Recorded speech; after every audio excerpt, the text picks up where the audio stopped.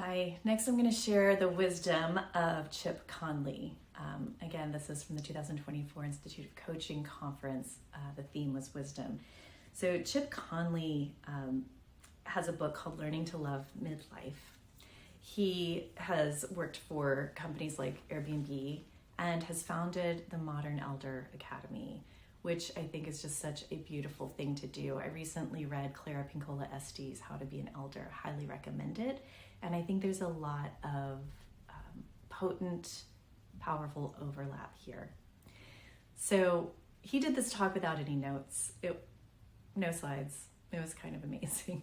But he challenges to see midlife as a chrysalis instead of a crisis, which I love how that dovetails with Martha Beck's stages of change and other metaphorical understandings of the transformation process. So when is midlife?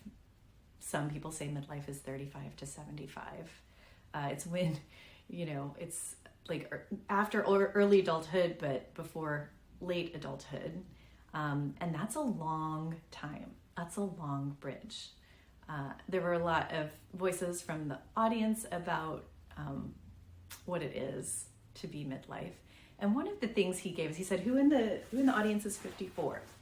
I'm not yet 54. But he said, if you live to 90, then 54 is the midpoint of your adult life. It's not the midpoint of your entire life, but it's the midpoint of your adult life if we're counting from 18 to 90. I was like, oh, that's amazing. That locates the middle at an older age than I had before. So this is a pearl I'm taking away for sure. Several people referenced a book called The Second Mountain, also about midlife. I'm pinging that for future reading. The first mountain is about success, and the second is about purpose and the soul. So I love that because it helps me to understand why coaching is this act for me, why Joy Point Solutions is what makes the most sense for me as a physician, as a healer, as a person trying to make my one specific offering in the world, and will help my clients frame that way too. So Chip shares with us there were 3 life stages that were introduced in the 20th century. Adolescence, which we didn't have a word for that until 1904. Retirement, which we didn't have a real concept of exactly until the 1930s when we had Social Security. And then third, midlife, which became a thing because our longevity, our life expectancy in the United States increased from 47 to 77 over the course of the 20th century. So we have a whole different chapter available to us that wasn't assumed to be available in pre-modern era. So we got bad branding for midlife in a white paper that Chip says was of kind of dubious quality and validity. Interesting. And we don't have a lot of constructive rites of passage or rituals or acknowledgement for people in midlife. So Chip refers to some of the science around happiness being this U curve. So we have happiness increasing, and then around the time we have kids, there's a decrease. And then it starts to increase again as our kids get older and leave the nest.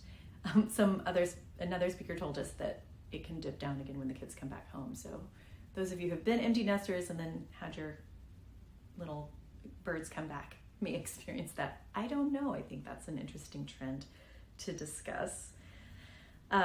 But, he shared some of his story, which was very personal.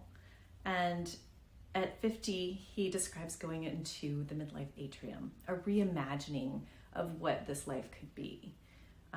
Rather than thinking of longevity as being old longer, think of longevity as being middle-aged longer, that we have this protracted state full of potential and hopefully ripe with wisdom in the middle of our life that is a pretty incredible bunch of stuff to play with, to be creative with, and to give from.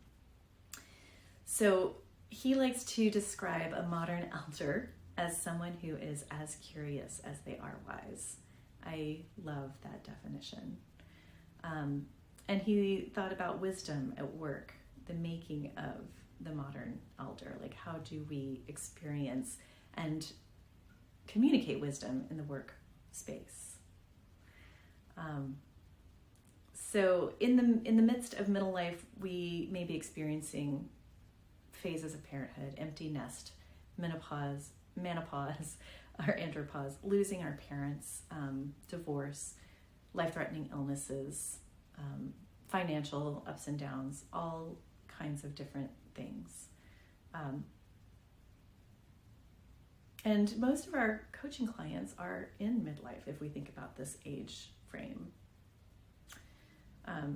He introduced the concept of middlescence, which is like the hormonal and physical identity transition that happens in middle age. I just recently described menopause as sort of a second adolescence, so I'm really resonating with that. He has this Modern Elder Academy, and the pillars of his program are navigating transition, cultivating purpose, and learning how to own your own wisdom, which I think is about owning your voice, connecting your insights, and using them creatively to make offerings and to make sense of these things. He thinks of himself as a midwife for midlife, midwifing the birth of a new identity, holding space for the labor, being a doula for this new identity and new way of living. And then he gave us 5 tools to consider as we work with our clients who are in midlife. 1, do the math. Many people underestimate the longevity they have ahead of them, and when we realize it, we can ask bigger questions because we want to curate the second half of our adult life. 2, what is it you know now or have done now that you wish you had known or done 10 years earlier? That's a very potent question. Number 3, 10 years from now, what will you regret if you don't learn it or do it now? Seize the day. And what does your mindset say about that? Is there anticipated regret? Use that as a motivating factor. Number 4 is the anatomy of a transition. Rites of passage were drawn on by Joseph Campbell and others as we think about the end of the beginning, the messy middle, and the beginning of something new. And 5, purpose. Much research has been done about this and retirement, that we are at risk in the approaching retirement phase because so much of our purpose has been planted in our work identity, where truly our purpose doesn't have to be our work identity. And so cultivating space for that, so good. 3 things at risk in retirement: sense of purpose, because they're retiring from something but not necessarily to something. So help them retire to something of meaning. Loss of community, because oftentimes that's the only place we're really around people and communicating. And wellness is at risk because there's a loss of the structure and discipline around our time use, where we have scaffolded our healthy habits, like we exercise before we go to work, or we exercise at the gym at work, or whatever it might be in that individual.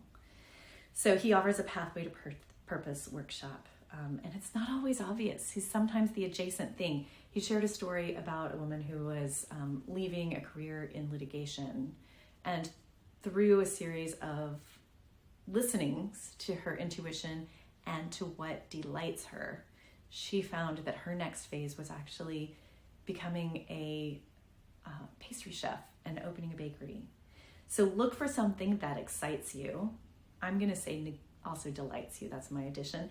Something that agitates you, something that makes you curious, and or something that feels neglected that you were passionate about in an earlier phase of your life. Love that. This was a huge recommendation. He repeated it more than once. Start your own wisdom book. Practice 20 minutes once every week or so to make a set of bullet points, which are your key lessons from that week. Because our lessons, especially our painful ones, are the raw material of our future wisdom. So on one column, maybe you write the bullet points. On the other column, you write, how is it going to serve me in the future? So you bring it forward. Automatically, in your mind, you make it conscious you're going to use this. On his website, I think it's the Modern Elder Academy website, there are some free resources called Why Successful Leaders Value Wisdom, and other things like that. There's also wonderful reference to the book The Coaching Habit by Michael Buckey. And he made reference to this statement: legacy, or our contribution of wisdom. I am what survives me. First part of life, ego is in the driver's seat. Second part, soul is in the driver's seat. But no one tells us we had a full operating system change in the middle, in midlife. So find that truth for you. meawisdom.org, I think, is the website. I will delete that if it's wrong. And I will just leave it there. I will just say thank you so much, Chip, for sharing your insights, your wisdom, and giving us access to all of these beautiful tools. You are doing your work in the world, and I hope that my encapsulating it makes it more accessible to many others.